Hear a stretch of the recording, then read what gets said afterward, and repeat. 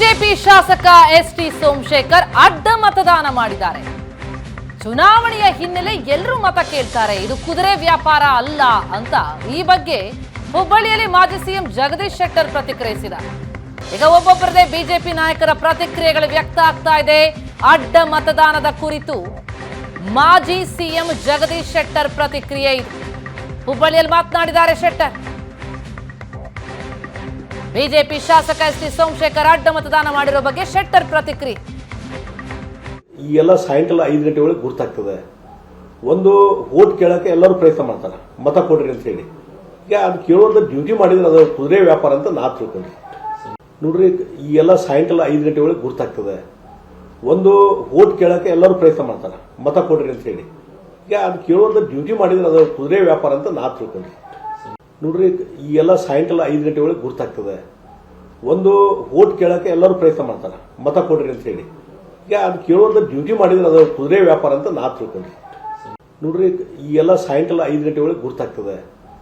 ಒಂದು ವೋಟ್ ಕೇಳಕ್ಕೆ ಎಲ್ಲರೂ ಪ್ರಯತ್ನ ಮಾಡ್ತಾರೆ, ಮತ ಕೊಡ್ರಿ ಅಂತ ಹೇಳಿ. ಈಗ ಅದು ಕೇಳುವಂತ ಡ್ಯೂಟಿ ಮಾಡಿದ್ರೆ ಅದು ಕುದುರೆ ವ್ಯಾಪಾರ ಅಂತ ನಾ ತಿಳ್ಕೊಂಡ್ರಿ. ನೋಡ್ರಿ, ಈ ಎಲ್ಲ ಸಾಯಂಕಾಲ 5 ಗಂಟೆ ಒಳಗೆ ಗುರ್ತಾಗ್ತದೆ. ಒಂದು ವೋಟ್ ಕೇಳಕ್ಕೆ ಎಲ್ಲರೂ ಪ್ರಯತ್ನ ಮಾಡ್ತಾರೆ, ಮತ ಕೊಡ್ರಿ ಅಂತ ಹೇಳಿ. ಈಗ ಅದು ಕೇಳುವಂತ ಡ್ಯೂಟಿ ಮಾಡಿದ್ರೆ ಅದು ಕುದುರೆ ವ್ಯಾಪಾರ ಅಂತ ನಾ ತಿಳ್ಕೊಂಡ್ರಿ. ನೋಡ್ರಿ, ಈಗ ಬಿಜೆಪಿ ನಾಯಕರು ಅಡ್ಡ ಮತದಾನದ ಕುರಿತಂತೆ ಪ್ರತಿಕ್ರಿಯೆ ಕೊಡ್ತಾ ಇದ್ದಾರೆ. ಎಸ್ ಟಿ ಸೋಮಶೇಖರ್ ಅವರು ಅಡ್ಡ ಮತದಾನ ಮಾಡಿದ್ದು ಬಿಜೆಪಿಗೆ ಇರಿಸುಮುರುಸನ್ನ ತಂದಿಟ್ಟಿದೆ. ಒಂದ್ ರೀತಿ ಮುಜುಗರವೇ ಇದು. ಇದನ್ನ ಯಾವ ರೀತಿ ಬಿಜೆಪಿ ಎದುರಿಸುತ್ತೆ ಅನ್ನೋದನ್ನ ಕಾದು ನೋಡ್ಬೇಕು. ಯಾಕಂದ್ರೆ ಒಂದ್ ಕಡೆ ಸ್ಪೀಕರ್ಗೆ ದೂರು ಕೊಡೋದಕ್ಕೂ ಕೂಡ ಮುಂದಾಗ್ತಾ ಇದ್ದಾರೆ ಬಿಜೆಪಿ ನಾಯಕರು ಅಂತಲೂ ಸುದ್ದಿ ಬರ್ತಾ ಇದೆ. ಎಸ್ ಟಿ ಸೋಮಶೇಖರ್ ಅವರ ಹಾದಿಯನ್ನೇ ಶಿವರಾಮ್ ಹೆಬ್ಬಾರ್ ಕೂಡ ತುಳಿತಾರಾ? ಅದು ಈಗಿರುವಂತಹ ಪ್ರಶ್ನೆ. ಇಬ್ರು ಕೂಡ ಪಕ್ಷದಿಂದ ಒಂದಷ್ಟು ಅಂತರವನ್ನ ಆರಂಭದಿಂದಲೂ ಕಾಯ್ದುಕೊಂಡಿದ್ರು. ಈಗ ರಾಜ್ಯಸಭೆ ಚುನಾವಣೆಯ ಈ ಸಂದರ್ಭದಲ್ಲಿ ತಮ್ಮ ಮತವನ್ನ ಕಾಂಗ್ರೆಸ್ಗೆ ಚಲಾಯಿಸೋದ್ರ ಮೂಲಕ ಬಹಳ ದೊಡ್ಡ ಅಸಮಾಧಾನ ಇದೆ ಅನ್ನೋದನ್ನ ಜಗಜ್ಜಾಹೀರು ಮಾಡ್ತಾ ಇದ್ದಾರೆ. ಬಿಜೆಪಿಗೆ ಬಹಳ ದೊಡ್ಡ ಶಾಕ್ ಅನ್ನ ಕೊಡ್ತಾ ಇದ್ದಾರೆ ಈ ಇಬ್ಬರು ನಾಯಕರು. ಶಿವರಾಮ್ ಹೆಬ್ಬಾರ್ ಅವರ ನಡೆ ಏನು ಅನ್ನೋದು ಇನ್ನಷ್ಟೇ ಗೊತ್ತಾಗಬೇಕು. ವೋಟ್ ಹಾಕೋದಕ್ಕೆ ಇನ್ನೂ ಕೂಡ ಬಂದಿಲ್ಲ. ಬಂದ ನಂತರ ಅವರು ಯಾರಿಗೆ ಮತ ಚಲಾಯಿಸ್ತಾರೆ ಕಾದು ನೋಡಬೇಕು.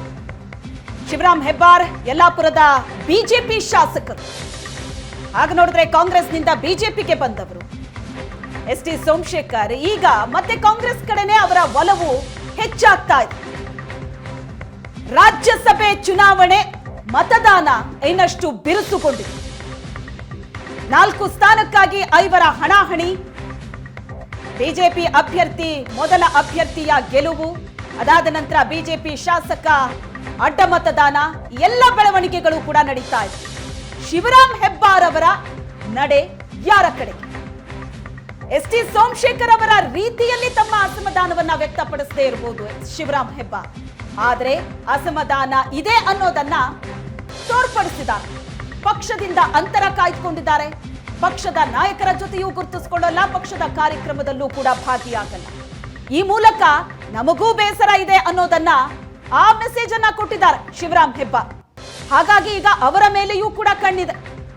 ಅಡ್ಡ ಮತದಾನವನ್ನ ಮಾಡ್ತಾರಾ ಅಥವಾ ಯಾವ ಪಕ್ಷದಿಂದ ಗೆದ್ದು ಬಂದಿದ್ದಾರೋ ಶಿವರಾಮ್ ಹೆಬ್ಬಾರ್ ಆ ಪಕ್ಷಕ್ಕೆ ನಿಷ್ಠರಾಗಿ ಆ ಅಭ್ಯರ್ಥಿಗೆ ತಮ್ಮ ಮತವನ್ನ ಚಲಾಯಿಸ್ತಾರ? ಕಾದು ನೋಡ್ಬೇಕು. ಇದೇ ಕುತೂಹಲ ಈಗ ಜೋರಾಗ್ತಾ ಇದೆ.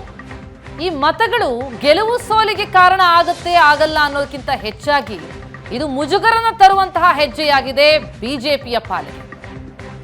ಈ ನಂಬರ್ ಗೇಮ್ನಲ್ಲಿ, ರಾಜ್ಯಸಭಾ ಎಲೆಕ್ಷನ್ನಲ್ಲಿ ನಂಬರ್ ಗೇಮ್ ಜೋರಾಗಿದ್ದು, ಈ ನಂಬರ್ ಗೇಮ್ ಆಟದಲ್ಲಿ ಗೆದ್ದದ್ದು ಯಾರು?